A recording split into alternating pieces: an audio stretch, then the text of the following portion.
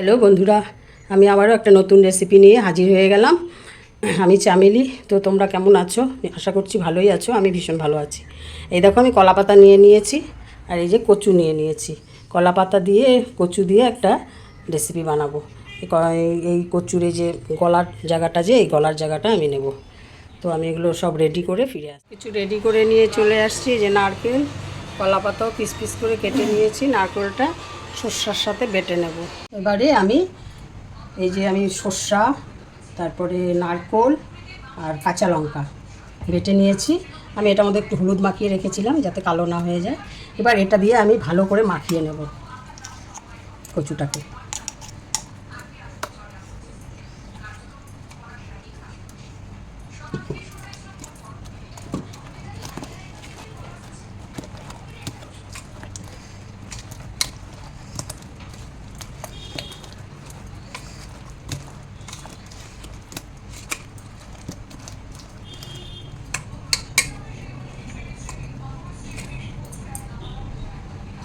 এবারে আমি একটা একটা করে এই কলা পাতার মধ্যে দিয়ে ভালো করে মুড়িয়ে নেব।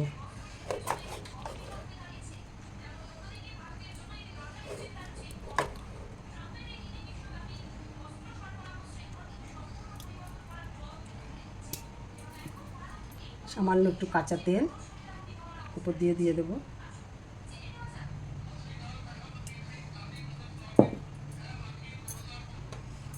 আর একটা লঙ্কা। এইভাবে আমি সবগুলো পাতুরি রেডি করে নেব।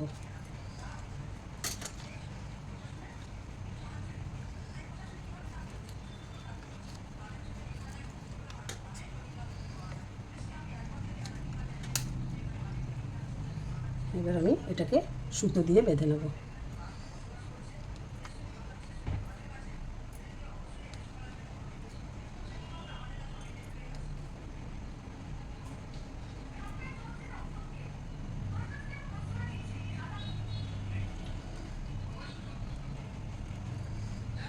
এই যে এইভাবে আমি সবগুলো রেডি করে নেব। এই যে এইভাবে বেঁধে বেঁধে সবগুলো রেডি করে নেব।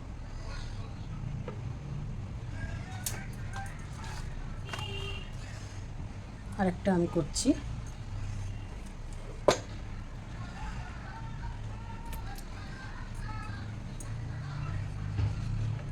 কাঁচা তেল,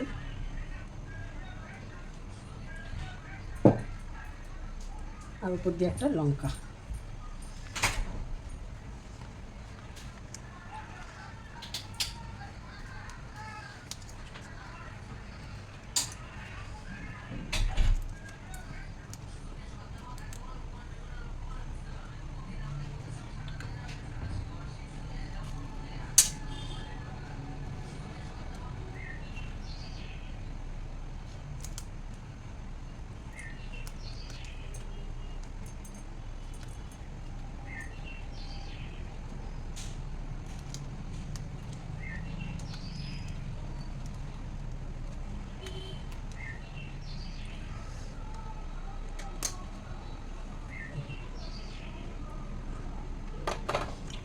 যেটা করব সেটা হলো, যেখানে গরম জল বসিয়ে দিয়েছি, এখানে আমি এই স্ট্যান্ডটা বসিয়ে দিচ্ছি।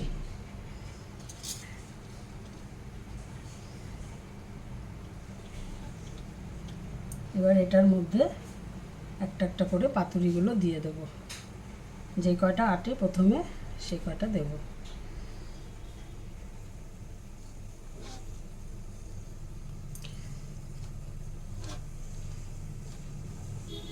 চারটে মতো আটলো।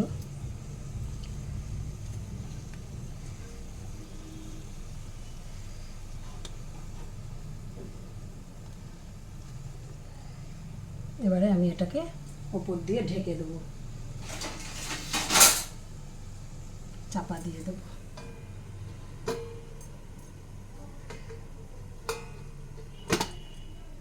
খুলে দেখি কীরকম হলো ব্যাপারটা।